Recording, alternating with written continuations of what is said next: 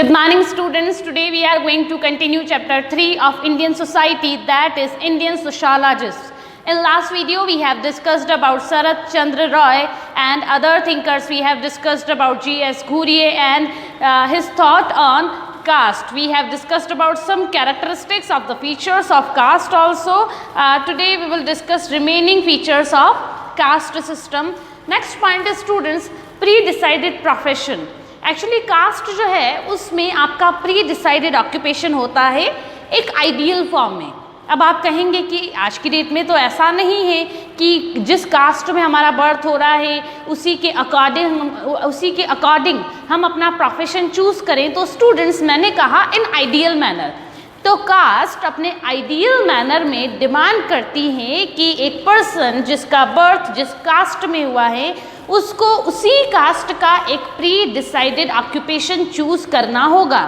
तो कास्ट अगर अपने एक्सट्रीम इम्प्लीमेंटेशन हो जाए कास्ट का, या फिर मैं कहूँ कि कास्ट को अगर हम लोग एब्सोल्युटली इम्प्लीमेंट कर दें तो फिर हमारे लिए ऑप्शन चूज़ करने की कोई भी चॉइस नहीं रहेगी और हमारा बर्थ जिस कास्ट में हुआ है उसी कास्ट के अकॉर्डिंग हमको हमारा प्रोफेशन चूज़ करना होगा.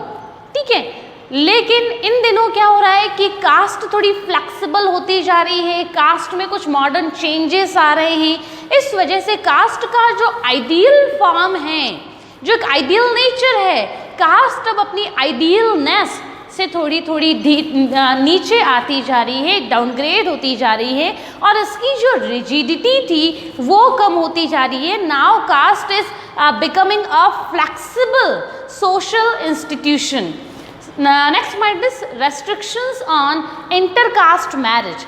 अब रेस्ट्रिक्शन ऑन इंटरकास्ट मैरिज का मतलब आप हम सबको मालूम है, हम लोगों में से हमारी सोसाइटी जो इवन स्मॉल टाउन्स में रहती है वो तो एटलीस्ट इसको फॉलो करती है. मैं मेट्रो सिटीज़ की बात नहीं कर रही हूँ कि आप दिल्ली, मुंबई और पुणे जैसे सिटी में रह रहे हो और वहाँ जाके भी इंटरकास्ट प्रोहिबिशन को आप फॉलो करें, मैं ऐसा नहीं कह रही हूँ. लेकिन हाँ, India live in villages, India villages में रहता है. हमारी मोस्ट ऑफ पॉपुलेशन, मान लो अराउंड 75% हमारी पॉपुलेशन जो है, अराउंड 75% पॉपुलेशन वो विलेजेस में रहती हैं और विलेजेस में कास्ट आज भी अपने उसी पुराने फॉर्म में एग्जिस्ट करती हैं.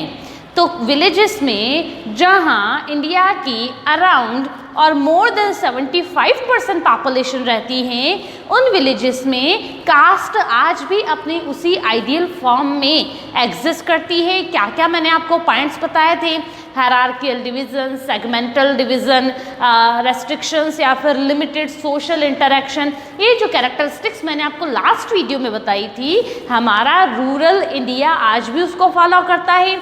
अर्बन इंडिया की बात करें तो जो भीलवाड़ा जैसे स्मॉल टाउन्स से, भीलवाड़ा हो गया, चित्तौड़ हो गया, तो ऐसे स्मॉल टाउन्स जो हैं वो भी कास्ट के ये जो हमने फीचर्स देखे थे, कैरेक्टरिस्टिक्स देखी थी, या फिर जो बैरियर्स है जो कि कास्ट इम्पोज करती है ऑन इट्स मेंबर, लोग इसको फॉलो करते हैं. और उसको फॉलो करते हुए आपने देखा होगा स्टूडेंट्स, न्यूज़पेपर एवरेज संडे आप देखें, दैनिक भास्कर हो चाहे वो राजस्थान पत्रिका हो, आप स्टेट वाला जो वर्जन आता है न्यूज़पेपर का, आप स्टेट न्यूज़पेपर देखें.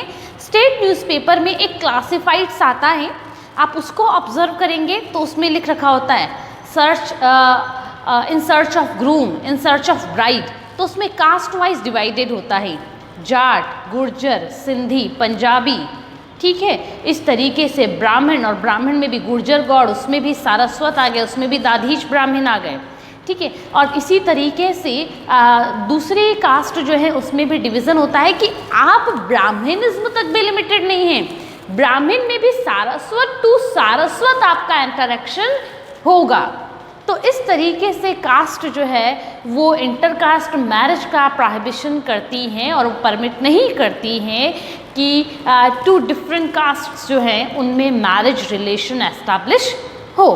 स्टूडेंट्स, ये तो थी कास्ट की अपनी कुछ फीचर्स, अपनी कुछ कैरेक्टरिस्टिक्स और द नेचर.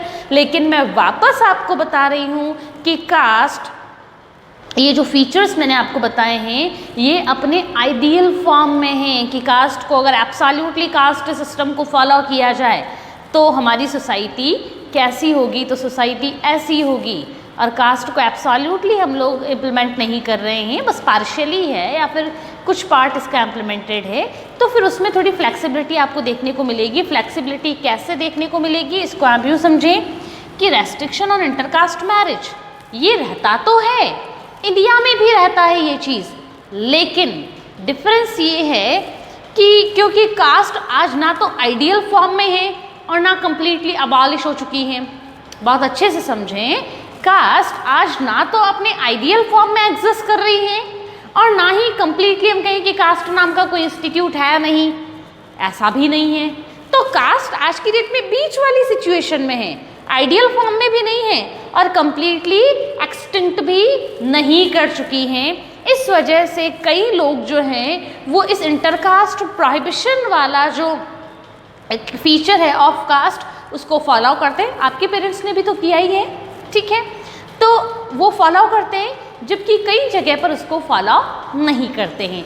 तो स्टूडेंट्स, ये तो थे कास्ट के कुछ features. Now we are going to discuss about very interesting topic जिसको लेकर जीएस घुरिये ज़्यादा फेमस हुए। घुरिये का अगर आपको कहा जाए कि लैंडमार्क कंट्रीब्यूशन क्या था या फिर जीएस घुरिये को क्यों जाना जाता है, तो उसका एक बड़ा रीज़न है thoughts on caste and race. GS Ghurye ने इस पर एक पीएचडी किया था और इसी को लेकर ही घुरिये की एक बुक पब्लिश हुई थी इन 1932। जीएस घुरिये का इंट्रोडक्शन अब देने की बारी आई है।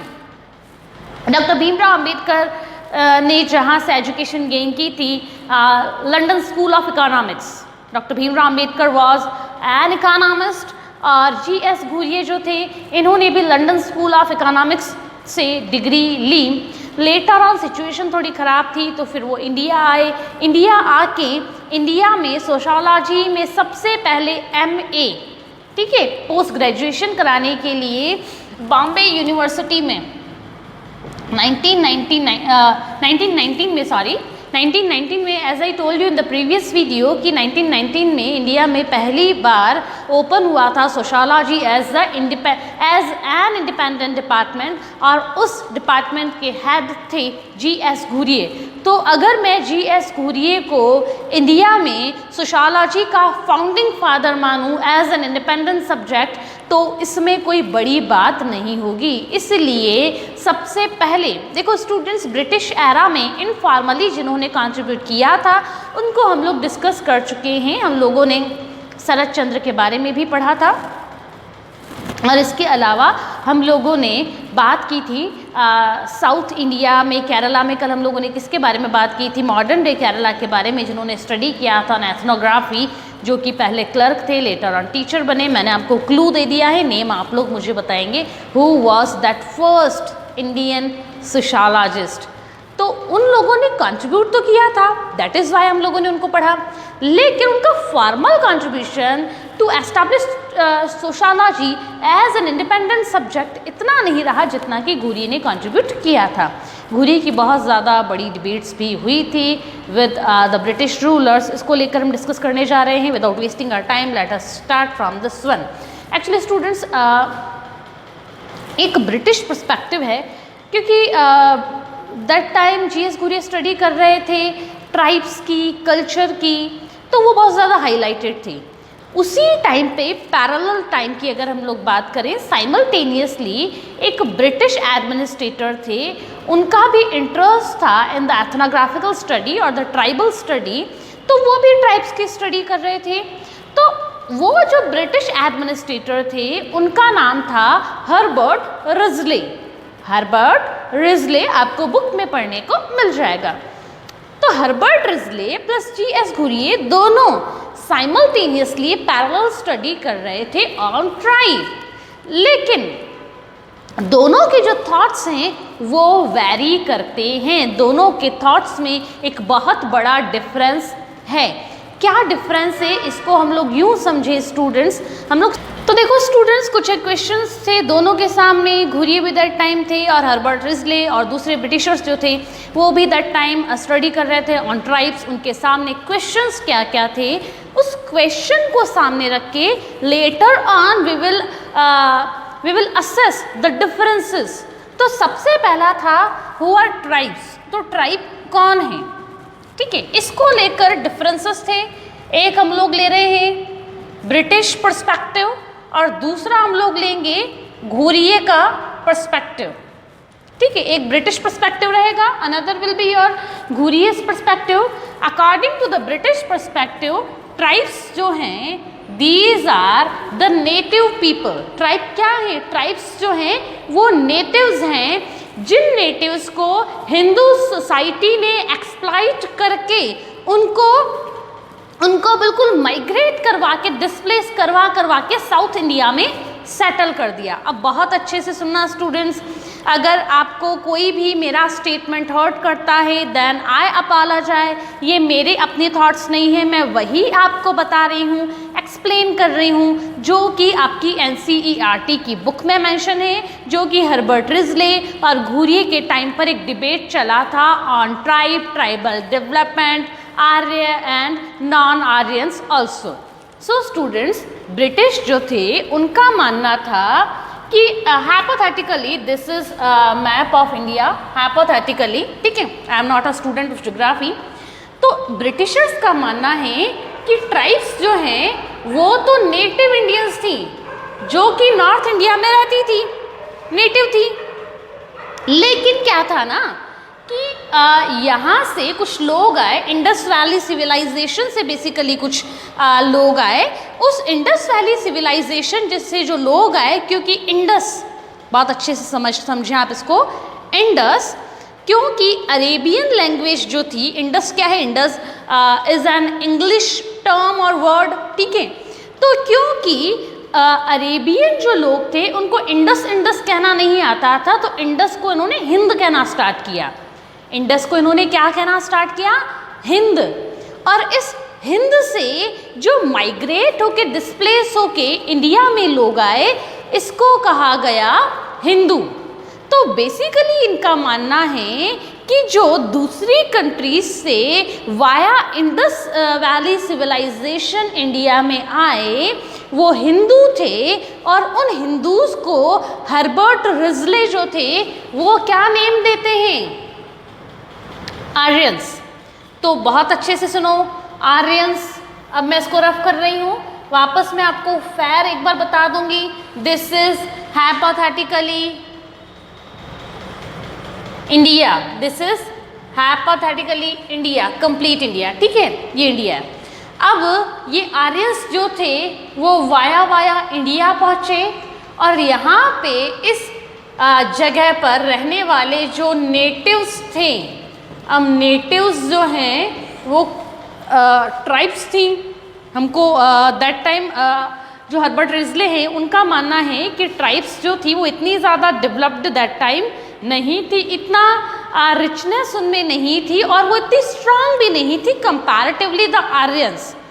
तो आर्यंस के कंपैरिजन में हम लोग देखें तो ट्राइब्स ना तो इतनी ज़्यादा स्ट्रांग थी और ना ही इतनी ज़्यादा रिच थी। तो फिर क्या हुआ? एक वॉरफेयर हुआ, स्मॉल स्केल वॉरफेयर, और इस वॉरफेयर के थ्रू हुआ ये कि ये जो आर्यंस हैं, ये आर्यंस ने इस जगह को ऑक्यूपाई कर लिया, और ये जो नेटिव्स थे, इन नेटिव्स को डिस्प्लेस करवाते गए ये आर्यंस, और आज की डेट में यहाँ पर ये नेटिव्स जो हैं वो साउथ इंडिया में आके रहने लग गए। तो आर्यंस जो हैं वो तो अपर इंडिया में रहने लग गए, नॉर्थ साइड ऑफ इंडिया में और वेस्टर्न साइड ऑफ इंडिया में, जबकि सदर्न इंडिया में रहने लग गए ये नेटिव्स। और नेटिव्स को हर्बर्ट रिजले और अदर्स ने नेम दिया द्रविड्स, ठीक है, नेटिव्स को नेम दिया इन्होंने द्रविड़। तो अपर साइड में कौन रह रहा है? अपर साइड में आपके रह रहे हैं आर्यंस, जिन्होंने नेटिव्स को डिस्प्लेस करके यहाँ ला दिया, जबकि यहाँ पर देखिए साउथ साइड में तो नेटिव्स डिस्प्लेस होके आ गए, जिनको कहा जाता है द्रविड़। तो ये तो है एक छोटा सी इंट्रोडक्शन ऑन द ट्राइब्स कि ट्राइब्स आखिर है क्या। According to Herbert Risley, tribes ऐसे ग्रुप हैं जिनका कल्चर इन हिंदूस कहाँ से आए? इंडस वैली सिविलाइजेशन वाया होते आ गए ये लोग। These were Iranian basically according to the historians. तो आर्यंस जो थे वो इंडस वैली सिविलाइजेशन इन्होंने देखा तो इनको इंडस तो कहना आता नहीं था, क्योंकि ये तो अरेबियन थे, बेसिकली ईरानियन थे ये लोग। तो इनको क्योंकि इंडस कहना नहीं आता था तो इन्होंने इंडस जो था उसका एक करप्टेड इंडस को उन्होंने हिंद कहना स्टार्ट कर दिया।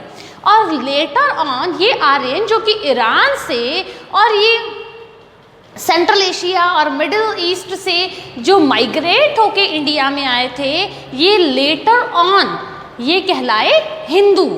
तो basically according to Herbert Risley, ये जिनकी हम लोग बात कर रहे हैं ना हिंदू कम्युनिटी की, तो according to Risley Hindu community is not a native of India, this modern day India की वो नेटिव नहीं है।